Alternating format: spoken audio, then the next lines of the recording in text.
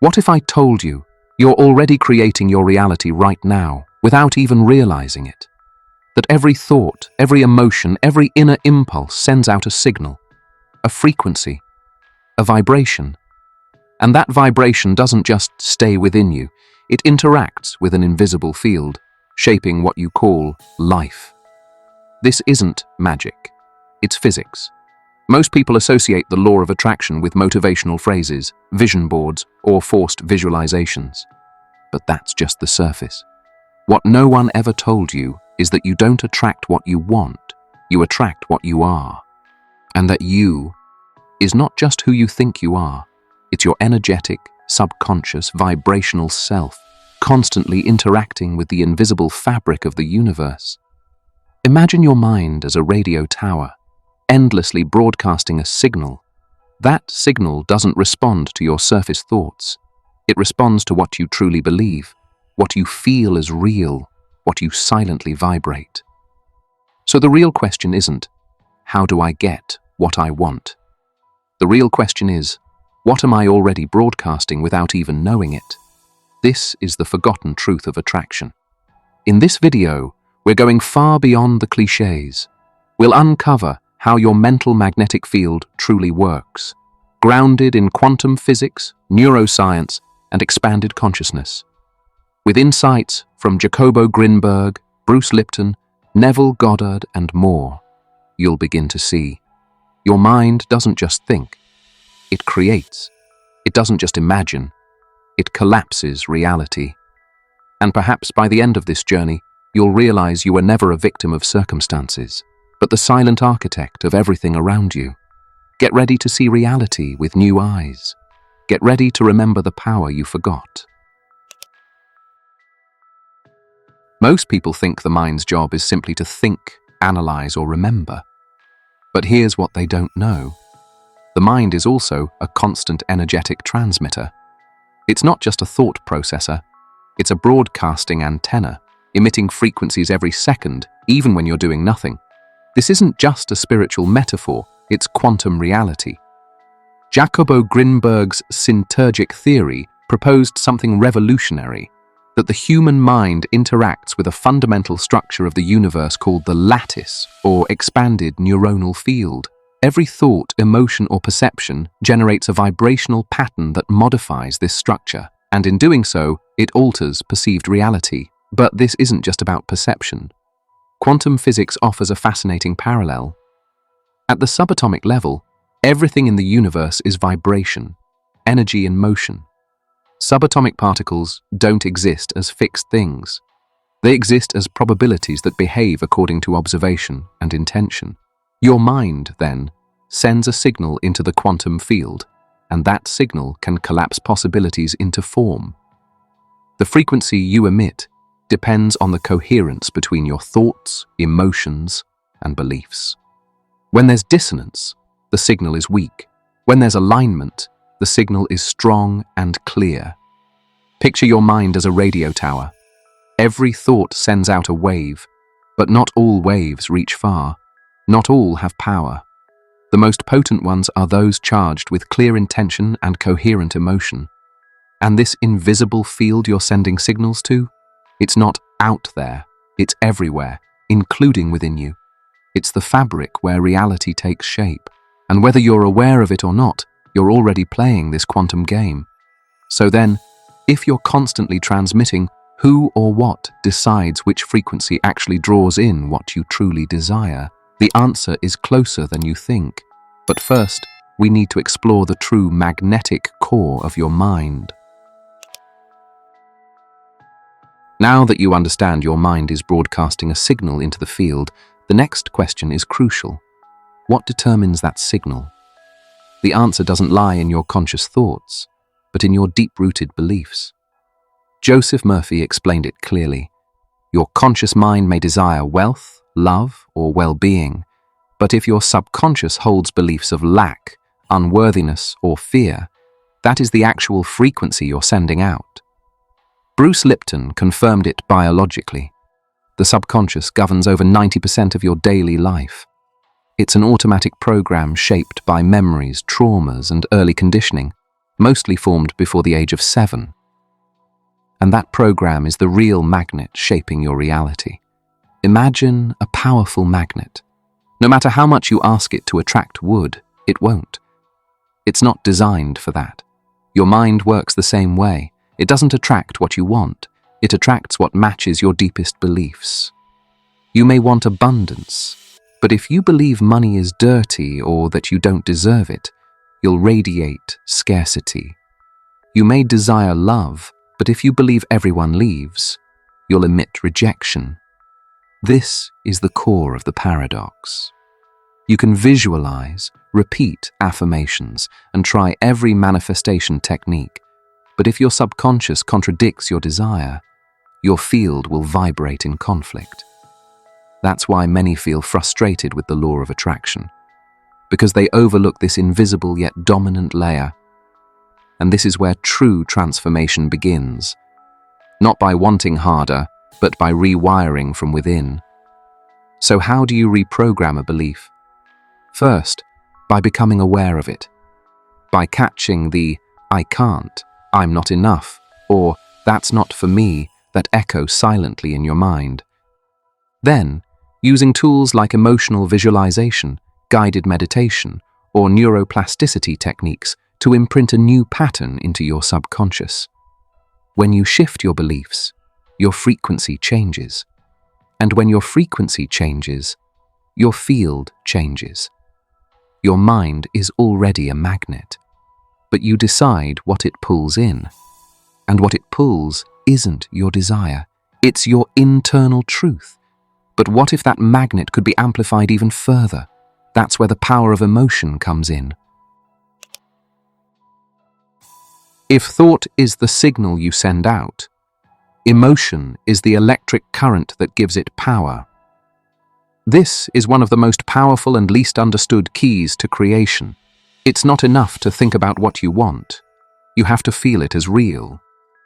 Neville Goddard said it best in Feeling is the Secret. What you feel as true becomes your reality. What you merely think fades away. Why? Because in the quantum universe, what doesn't vibrate with intensity has no power to collapse into form. Emotion doesn't just amplify your vibrational signal, it directs it. Think of your mind as an antenna. Thought determines the direction. But without emotion, the antenna doesn't transmit. Only when you feel intensely, whether love, gratitude, joy, or certainty, does the field respond. Because the quantum field doesn't respond to what you think. It responds to how you feel. Neuroscience backs this up. Every emotion generates a biochemical reaction in your body. Elevated emotions like love and joy release hormones that align your system with expansion, openness, coherence. That coherence becomes a strong, clear, receptive frequency. On the other hand, emotions like fear, guilt, or anxiety distort your signal. They create heart-brain incoherence, cellular stress, and chaotic patterns. It's like trying to tune into a radio station with static. The message won't get through. This is the true alchemy, to feel before you see. To not wait for reality to give you a reason to feel abundant, loved, or fulfilled, but to generate that emotion first, as if it were already happening. This shifts your frequency and shifts the field. This is what conscious creators do. They don't beg, they don't plead, they emotionally align with the experience they want. And the longer you sustain that elevated emotion, the deeper the imprint you leave in the quantum field, the faster the possibility collapses into form. Thought without emotion is a blueprint with no energy. Emotion without direction is energy with no purpose. But when both unite, the field responds. Now, how does that invisible field become tangible matter? This is where the quantum observer steps in. You've learned that your thoughts send signals, your beliefs shape them, and your emotions amplify them. But there's still one essential piece missing: conscious observation. In quantum physics, there's a mysterious proven phenomenon. A particle can exist in multiple possible states until it's observed. Only then does it collapse into a defined form. This is known as the collapse of the wave function. What if I told you, you do the same thing with your life?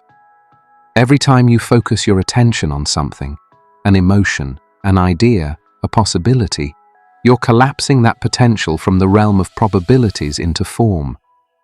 Your mind doesn't just observe, it creates by observing. Amit Goswami takes it further. The conscious observer is the key ingredient for reality to exist. Without you, there is no objective world, because consciousness isn't inside your body, it's the field itself taking shape through you. Joe Dispenza turns this into practice. When you hold a clear intention and sustain it with elevated emotion, you're literally reorganizing quantum patterns in your favor. Picture your mind like a flashlight in the quantum dark. Infinite possibilities surround you, but only the ones you illuminate become real. Where is your focus? What are you giving your attention to most of the day? Your desires or your fears? Because the quantum field doesn't discriminate. It responds just as powerfully to fear as it does to love, to desire as to worry. What you focus on, you energize. What you energize, you invite. That's why creative observation isn't just looking. It's holding the vision with presence and emotion until that vision crystallizes into experience. At this point, you're no longer a victim of random chance. You are the conscious collapser of your world. But there's one more layer, one final revelation. It's not enough to observe what you want. You must become it. And that's where it all comes together. So far, we've explored thoughts, beliefs, emotions, and observation. But there's a deeper truth that brings it all together. You're not attracting external realities. You're reflecting your internal state. This is more than a poetic idea. It's a vibrational law. Eckhart Tolle put it simply and powerfully. Your inner state becomes your outer reality. Why? Because the field isn't separate from you. The field is you. There is no line dividing the observer from the observed. Your consciousness isn't watching the world. It's projecting it moment by moment based on what you are, feel, and believe. Florence Scovel Shinn said every word, every affirmation, every mental attitude is like a magic wand. What you vibrate reflects.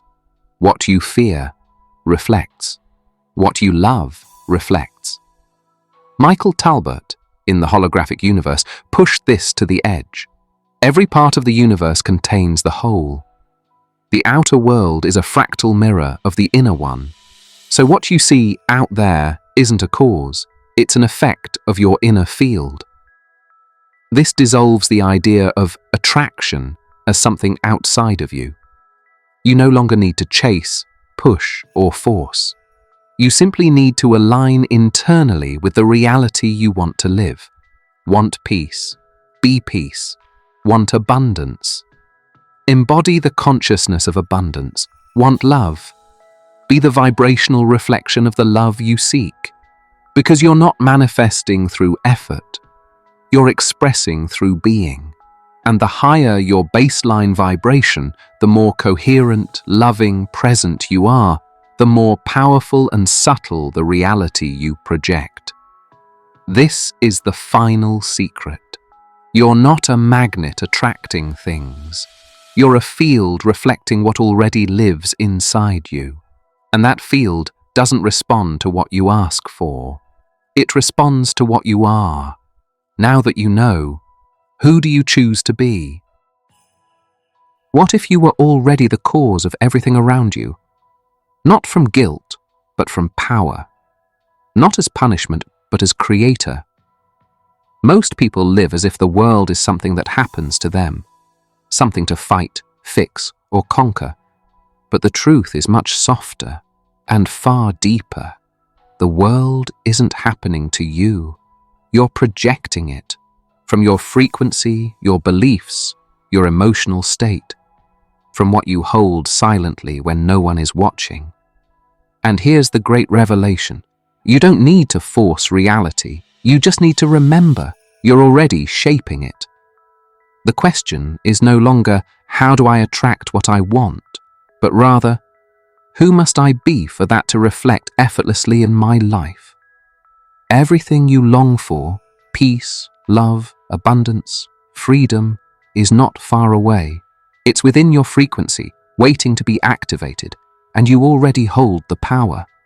Because your mind doesn't just think, it designs, it vibrates. It is the field, and the field doesn't wait, it responds. Now you know, now you feel it. Now, all that's left is to remember every single day, because when you change who you are, you change what you see. And that's where true alchemy begins.